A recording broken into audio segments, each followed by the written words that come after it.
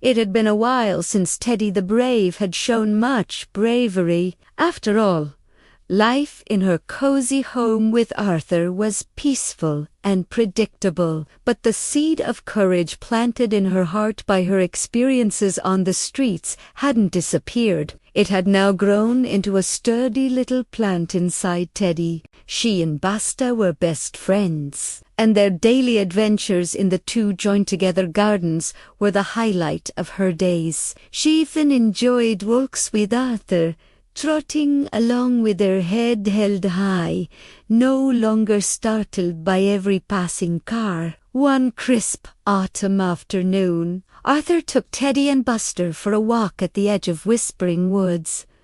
The leaves were a blaze of red and gold. Suddenly, they heard a sound that made them all stop. It was a quiet, frightened crying. Peering around a large oak tree, they saw a little girl, no older than 5, sitting on the ground, wiping tears from her cheeks. She was lost. "We need to help," Arthur said, his voice calm but firm. "Teddie, Buster, find help." Buster immediately started barking loudly. A classic someone. Come quick, bark. But Teddie knew that sometimes loud barks could be scary. She remembered being small and frightened. She approached the little girl slowly, just as she had approached Buster that first day. She didn't bark. She simply walked up and gently nuzzled the girl's hand. The girl's crying soft. She looked down at the little dog with the kind eyes. Teddie sat down beside her, a warm, furry presence. She let the girl stroke her silky fur.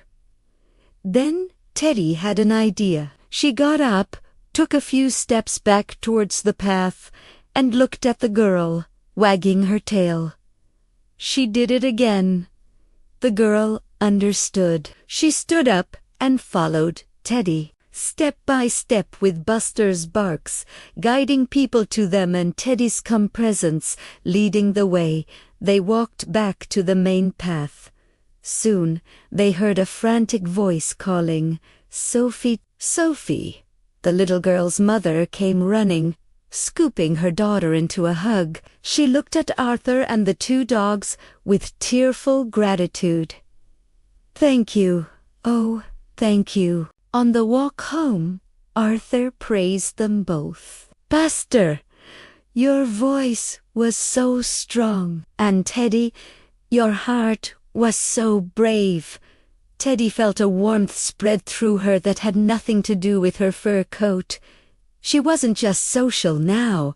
She was brave, but her bravery wasn't about being loud or fierce. It was quiet and steady. True bravery, Teddie thought as she drifted off to sleep that night, curled between Arthur and her favorite blanket, isn't about not feeling scared. It's about listening to your loving heart. When you are calm and kind, you can be a safe harbor for others, and that is the bravest thing of all. The next morning, Teddie woke up feeling ready for a new adventure. She gave Arthur a big lick on the hand, then dashed to the garden to meet Buster. As she raced through the tall grass, Teddie felt the wind in her fur, the sun on her face, and the mud between her toes. She was alive, and the world was full of exciting smells, sounds, and experiences. Most of all, she was grateful to have a loving home, a kind human, and a loyal dog to share it all with. Life wasn't always easy, but with each new day, Teddie the Brave grew a little more well-read, a little braver, a lot wiser, and deeply content.